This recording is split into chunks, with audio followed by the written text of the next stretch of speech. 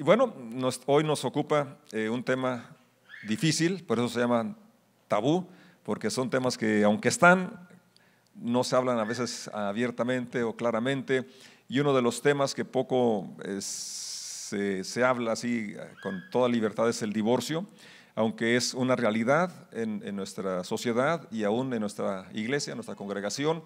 Yo he casado a algunas personas que ahora ya están separadas.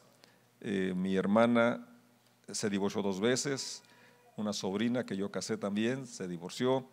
Entonces es una realidad que estamos en la sociedad experimentando, y yo estoy orando que Dios me dé gracia para poder tratar este asunto tan delicado, pues de una forma que traiga esperanza, ¿verdad? Pero también, ¿qué dice la Biblia a este respecto en este tema tan difícil, pero que es una realidad que estamos viviendo? Y hay una porción en Mateo capítulo 19 que quisiera que leyéramos juntos. Es el capítulo 19, verso 3 en delante, y dice de la siguiente manera: unos fariseos se acercaron y trataron de tenderle una trampa con la siguiente pregunta: ¿se permite a un hombre divorciarse de su esposa por cualquier motivo? Jesús respondió: ¿no han leído las Escrituras? Allí está escrito que desde el principio Dios los hizo hombre y mujer. Y agregó: esto explica por qué el hombre deja a su padre y a su madre y se une a su esposa, y los dos se convierten en uno solo. Como ya no son 2 sino 1, que nadie separe lo que Dios ha unido. Entonces preguntaron: ¿por qué dice Moisés en la ley que un hombre podría darle a su esposa un aviso de divorcio por escrito y despedirla? Jesús contestó: Moisés permitió el divorcio solo como una concesión ante la dureza del corazón de ustedes, pero no fue la intención original de Dios. Y les digo lo siguiente: el que se divorcia de su esposa y se casa con otra comete adulterio, a menos que a la esposa le haya sido infiel. Hasta ahí. Voy a invitar que oremos. Padre, te damos gracias por esta lectura de tu palabra y rogamos tu unción, tu presencia, que nos dé comprensión de tu voluntad perfecta sobre este tema, y que tú toques nuestros corazones con tu espíritu. En el nombre de Jesús decimos amén. Amén. Hay algunas cosas que quiero señalar en esta lectura, y la primera es que la pregunta, bueno, primero se acercaron para tentarle, querían tenderle una trampa, a ver qué decía, y luego dice que si se permitía al hombre divorciarse por cualquier motivo, por cualquier causa. Y es que estaba tan devaluado el matrimonio antes como hoy, que cualquier razón era suficiente para divorciarse, para separarse. Cualquier cosa podía ser un motivo para que se diera el divorcio. Y Jesucristo los confronta porque ellos eran fariseos que conocían las Escrituras. Y los remite a Génesis y dice que no han leído las Escrituras. Allí está escrito que desde el principio Dios los hizo hombre y mujer. O sea, desde el inicio Él determinó que así sea, y es más, creó primero al hombre para que se diera cuenta que solo no la hacía. Dígale a su esposo: ¿ya ves? Te lo decía, te lo venía diciendo. Dios lo dejó un tiempo suficientemente para que él reconociera que necesitaba compañía, que no estaba completo.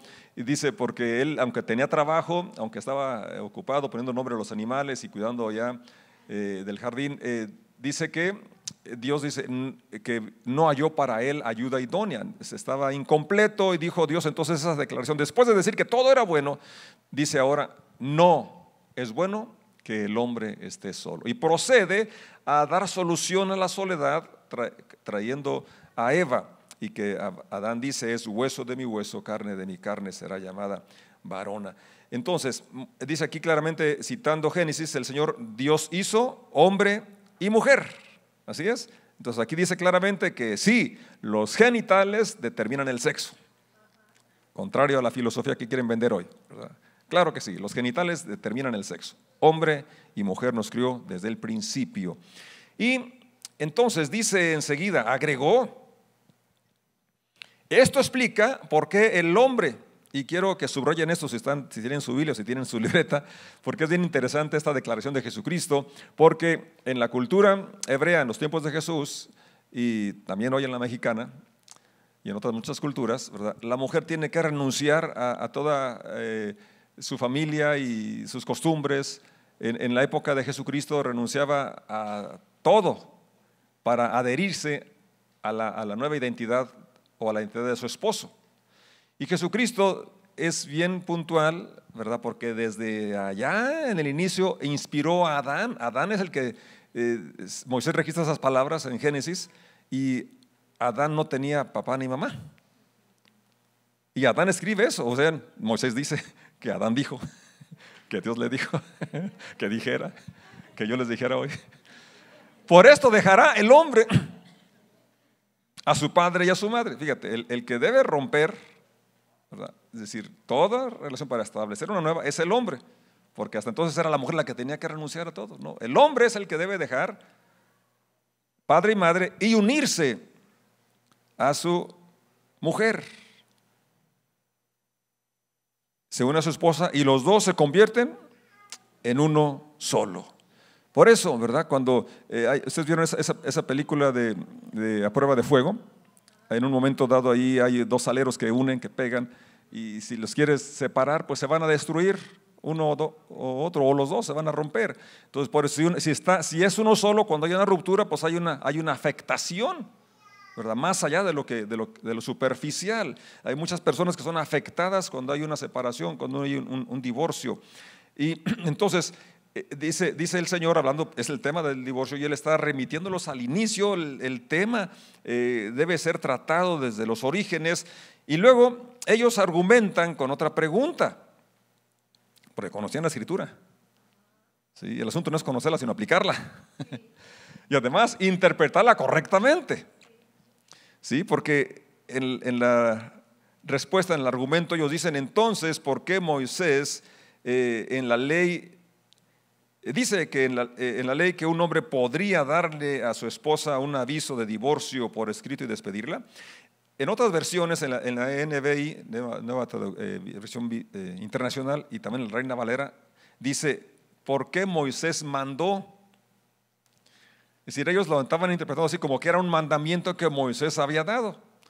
Y el Señor Jesucristo lo corrige, dice: no. Jesús contesta: Moisés permitió, muy diferente, mandar a permitir. ¿Van conmigo? Ahora, ¿y por qué lo permitió? Dice: permitió el divorcio solo como una concesión ante la dureza del corazón de ustedes.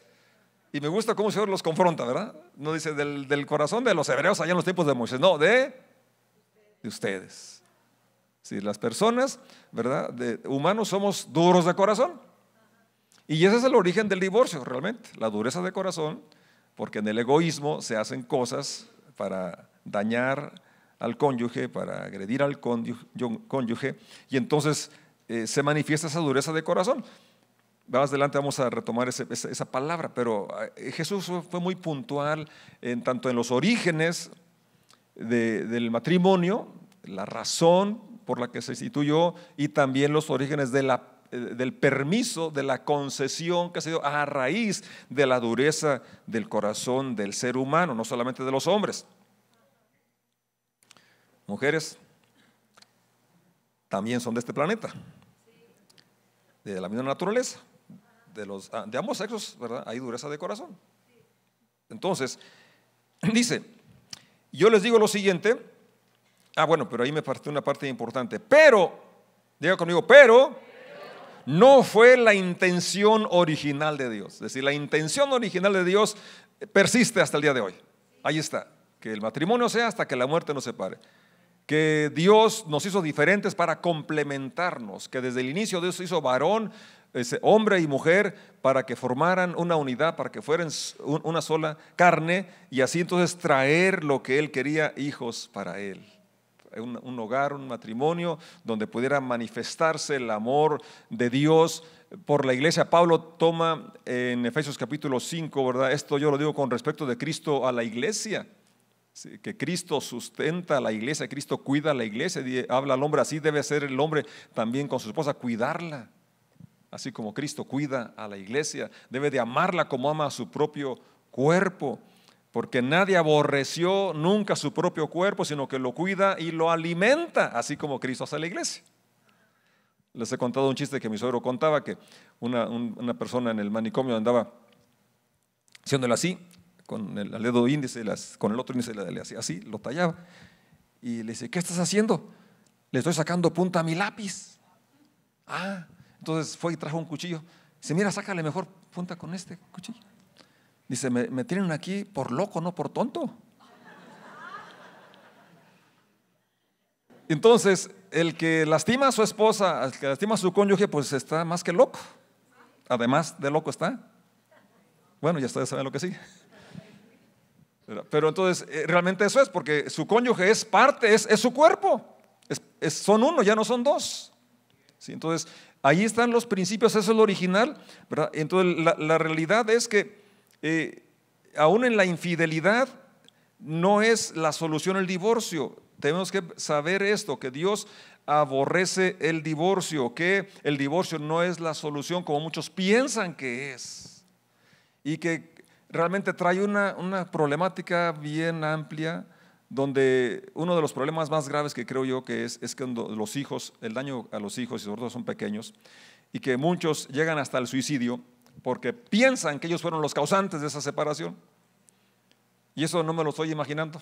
Personas que yo conocí o conozco de primera mano, o sea, son realidades en mi trayectoria en el Señor. Como pastor he conocido estos lamentables hechos, ¿verdad? Entonces, si ha venido a tu mente pensar que la solución es el divorcio, pues piénsalo 3, 4, 5, 10 veces y velo a la luz de la Escritura, y también pide que Dios te dé gracia y dirección. Entonces tenemos que retomar lo que el Señor dice, que la intención de Dios original es que el matrimonio está hecho para bendecirnos, tiene el propósito de desarrollarnos como persona, tiene la finalidad de crear un ambiente donde nuestros hijos crezcan, desarrollen de una forma saludable. Los hijos necesitan a papá y a mamá, y luego los ponen en ese aprieto. ¿A quién van a escoger? Es una situación muy frustrante, muy estresante, que, repito, llega hasta llevarlos a sentirse culpables e incluso llevarlos hasta el suicidio. Los problemas que se enfrentan en los matrimonios, por lo general, todos tienen solución.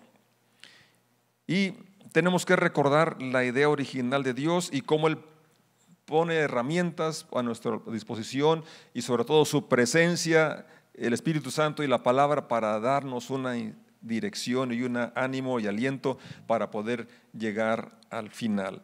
Tenemos que también quitar algunas ideas equivocadas del matrimonio que nos ha vendido la televisión, en las novelas y en el cine, ¿verdad? Donde todo es puro, y vivieron felices para siempre, sin problemas, sin dificultades de trabajo, ni económicos, ni problemas con la educación de los niños. Eso es una fantasía, es una irrealidad, y también eso es importante quitarlo de nuestra mente, porque tenemos una concepción equivocada de lo que es el matrimonio. Piensan que el matrimonio cristiano es un matrimonio libre de problemas. No es cierto. Mi esposo y yo tenemos problemas, pero a pesar de todo aquí está, 32 años conmigo, que me ha aguantado. Y cada año es mejor nuestro matrimonio. Tenemos ahorita un curso que se llama 7 reglas para vivir en pareja, que les recomendamos ampliamente. Y la verdad, estamos descubriendo áreas, facetas de nuestra vida que habíamos descuidado, y que estamos viendo un renacimiento en nuestra relación matrimonial. Entonces, se puede, sí, se puede. Sí se puede con la ayuda del Señor. Es importante saber que en lugar del divorcio está la reconciliación. Jesucristo, a través de Pablo, dice que nos dio el ministerio de la reconciliación. Reconciliarnos con Dios y con nuestros semejantes. Es decir, hay alternativas. Tenemos que ver en la palabra las cosas que hay, que podemos echar mano de ellas. Siempre tenemos que buscar a Dios y pelear hasta lo último. Necesitamos siempre el amor de Dios que esté fluyendo en nuestras vidas. El amor humano es limitado y es egoísta. Siempre vamos a encontrar que te quiero, me gustas porque, ¿no es cierto? Por tus ojos, por tu nariz, por tu cuerpazo, porque eres muy inteligente, porque siempre tenemos un porqué. ¿Sí? ¿O no? Sí. O nada más yo soy así de carnal, de humano. Usted también. Nada más voltea a su lado de lo que tiene ahí. ¿Por algo la escogió o no? Y sin embargo Dios, el amor de Dios es a pesar de. El amor de Dios va mucho más allá. Es a pesar de. Él me ama a pesar de mis defectos, de mis fallas, de mis pecados. Es un amor incondicional. Y si no tenemos ese ingrediente, esa clase de amor, entonces vamos a fracasar o vamos a vivir una vida que no llega al estándar o al nivel que soñábamos cuando éramos novios o cuando recién nos casamos o el diseño original de Dios. Necesitamos la presencia de Dios, su Espíritu Santo en nuestras vidas, que es el que produce el amor, que es el que produce la alegría, el que produce la paz, el que produce la fe. Necesitamos definitivamente a Dios en nuestro matrimonio. Entonces, si ha habido una situación de separación, de ruptura, de divorcio, ¿verdad? Ten presente lo que dice el Señor, que Él te ama sin importar tu condición o la experiencia que viviste o que estás viviendo, pero sí tienes que tener en cuenta el concepto de Dios acerca del matrimonio. Malaquías capítulo 2 menciona que Dios aborrece el matrimonio en sus versos, perdón, no el matrimonio, sino que lo opuesto al matrimonio. Dios aborrece, Dios odia el divorcio. Tú puedes leerlo en tu casa, Malaquías capítulo 2 versos 15 y 16. ¿Por qué lo aborrece? Porque se está quebrantando un pacto, porque se está yendo en contra del plan original de Dios, porque si hay familia hay un daño muy fuerte, ya lo comenté sobre los hijos y muchas de las personas que no son realmente el núcleo familiar, pero familiares sufrimos. Amigos, sentimos cuando hay una ruptura, hay una separación. Entonces, porque eso lastima a otras personas, pero también va contra el plan original de Dios. Pero tenemos que recordar una vez más, como ya lo dije, que Dios ciertamente aborrece el pecado, Dios aborrece el divorcio, pero ama al pecador, ama al divorciado. Si tú ya pasaste esa experiencia, entonces hay esperanza para ti. Hay esperanza. Dios quiere reconstruir tu vida, quiere ayudarte. Y antes de pensar tú en volverte a casar, sí es importante que hagas las cosas en orden. Dios nos manda que hagamos las cosas con orden, y es decir, me refiero a que esté legal esa separación, pero más que nada que esté sano tu corazón, porque si no has sanado tu corazón vas a repetir la historia. Y no es que quiera ser profeta negativo, pero la mujer samaritana se había casado 5 veces y no había tenido éxito con ninguno porque necesitaba la fuente de vida, la fuente de perdón, que es Jesucristo. Hasta que tuvo ese encuentro con Dios y ella pudo ser restaurada en su identidad, pudo saber quién era, que era valiosa para Dios y que Dios la perdonaba, la levantaba, es que entonces pudo tener una vida plena.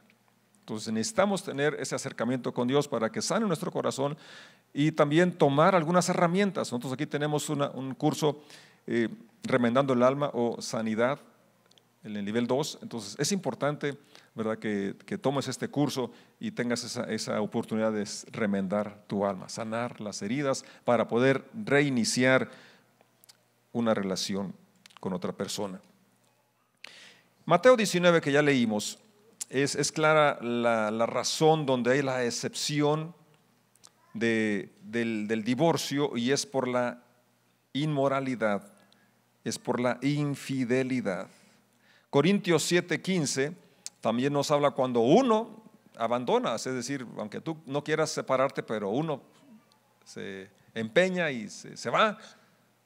Entonces dice Pablo, no estamos sujetos a servidumbre, no estás sujeto. ¿Cómo le haces si ya se fue? ¿Sí? Quisiera que leyéramos Proverbios 22:10, donde también es una parte importante. Quizás no hubo infidelidad, pero hay una agresión verbal, hay una agresión psicológica, hay un intento incluso de homicidio, porque me consta de personas, ¿verdad?, donde usan la fuerza para dañar a su cónyuge, Y se da de los dos lados, pero más de los hombres, donde abusan de su fuerza y ya han golpeado, han roto tabiques de nariz, han dejado ojos casi afuera. Es decir, ya es una situación donde por dignidad y por amor a la vida, por sentido común, ¿verdad? Y saber que Dios valora la vida más que el matrimonio. Voy a repetirlo. O sea, hay un valor más grande que el matrimonio y es la vida. ¿Sí? Entonces, en donde ya está en riesgo la vida, pues entonces sí, aunque ciertamente Dios aborrece el divorcio, pero entonces el homicidio ¿verdad? Es peor. Sí pueden proyectar, por favor, Proverbios 22:10 y ver cómo aquí menciona también esta problemática donde tú tienes que tener,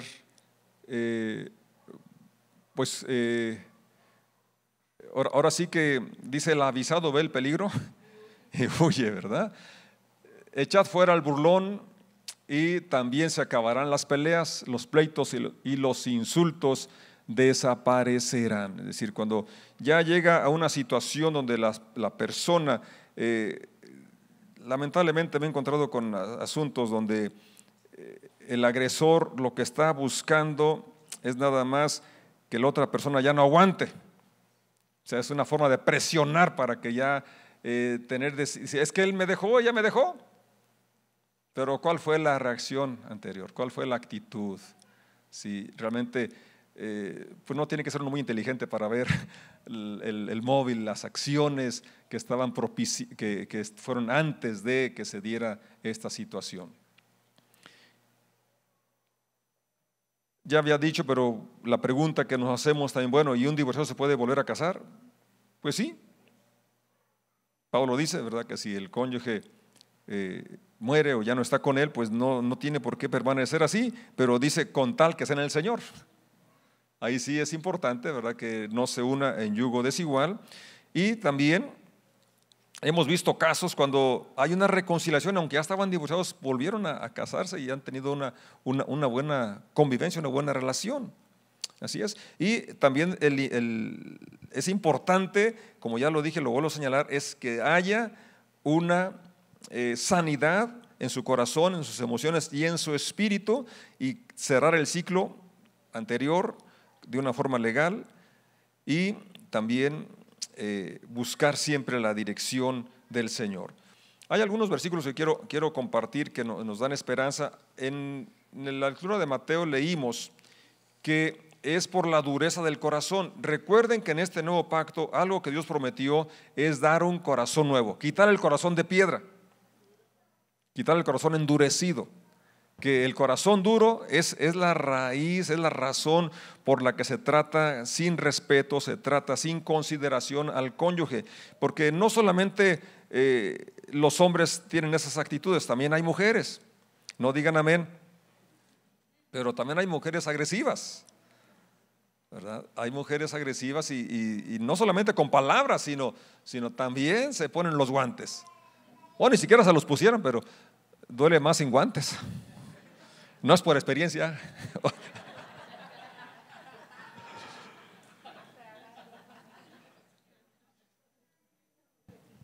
aunque no me la crean. Pero es una realidad. Sí las hay. Entonces, Dios nos ha prometido darnos un corazón sensible, un corazón de carne. Así es, si tenemos un corazón sensible, entonces podremos ser tolerantes, podemos buscar una solución en lugar de buscar una puerta.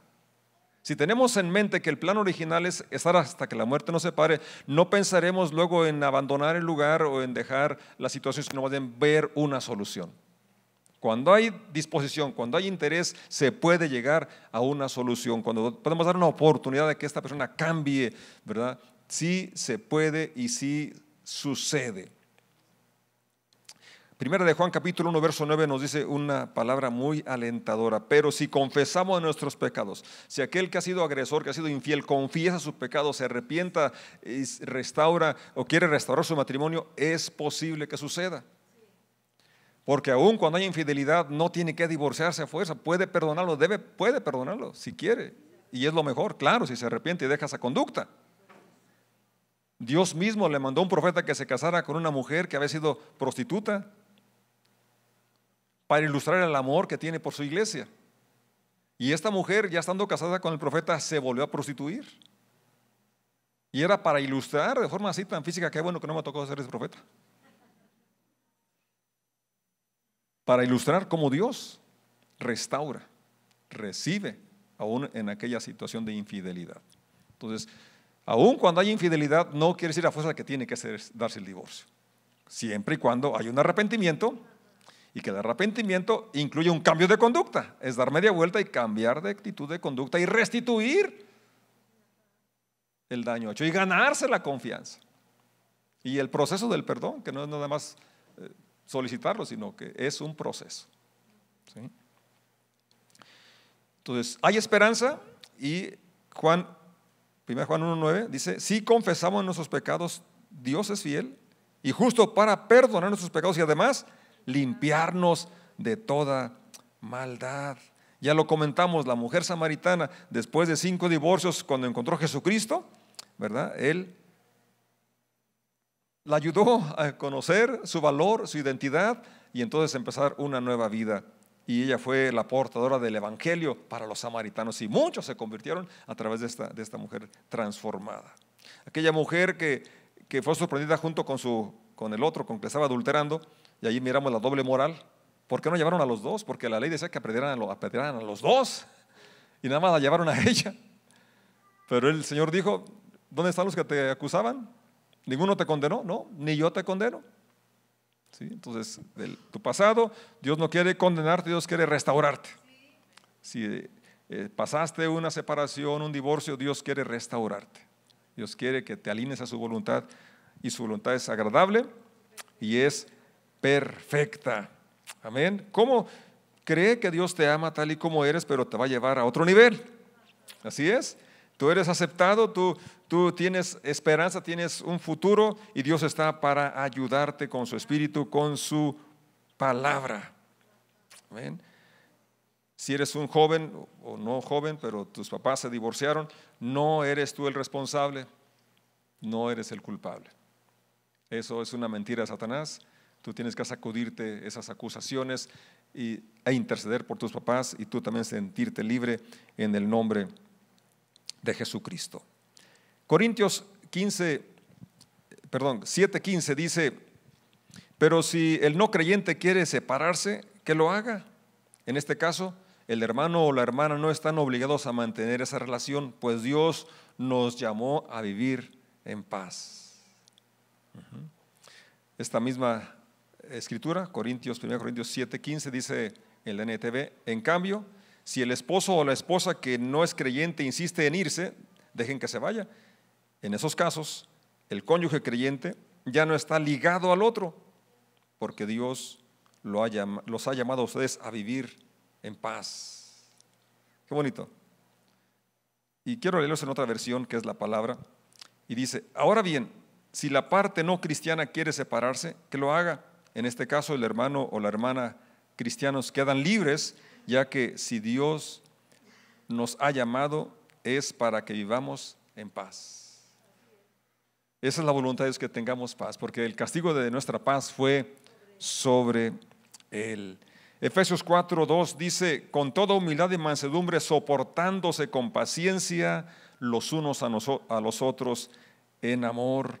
Pedro, en su primera carta, capítulo 3, verso 7, dice: ustedes, maridos, igualmente vivan con ellas sabiamente, dando honor a la mujer como a vaso más frágil, como a coherederas de la gracia de la vida, para que sus oraciones no tengan estorbo. Esta misma porción en la NTV dice: de la misma manera, ustedes, maridos, tienen que honrar a sus esposas.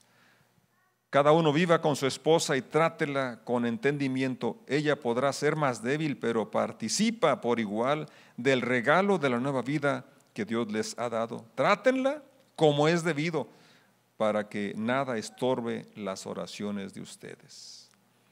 Y por último, quisiera que pasaran en pantalla Filipenses capítulo 2, versos 3 al 5, y nos ponemos de pie y lo leemos. Este pasaje menciona con la primera palabra que creo que es la que lleva a los divorcios, porque uno o los dos actuaron de una forma egoísta. Y dice la Escritura, no sean egoístas, no traten de impresionar a nadie, sean humildes, es decir, considerando a los demás como mejores que ustedes. No se ocupen solo de sus propios intereses, sino también procuren interesarse en los demás. Tengan la misma actitud que tuvo Cristo Jesús. Cristo Jesús tiene la actitud de aceptación, de interés, de humildad. Pablo lo describió claramente: cuida, alimenta a la iglesia. Si en nuestro matrimonio nos ocupamos de nuestro cónyuge, si buscamos lo que le bendiga, lo que le preocupa, lo que necesita, entonces podremos tener un matrimonio satisfactorio, que glorifique a Dios y que anime a otros a casarse, porque así se puede. Quisiera que todos pudiéramos cerrar los ojos y orar y darle gracias a Dios por esta institución. Y según sea tu caso, tu necesidad, sábete amado, sabe que Dios te ama. Dios quiere ayudarte,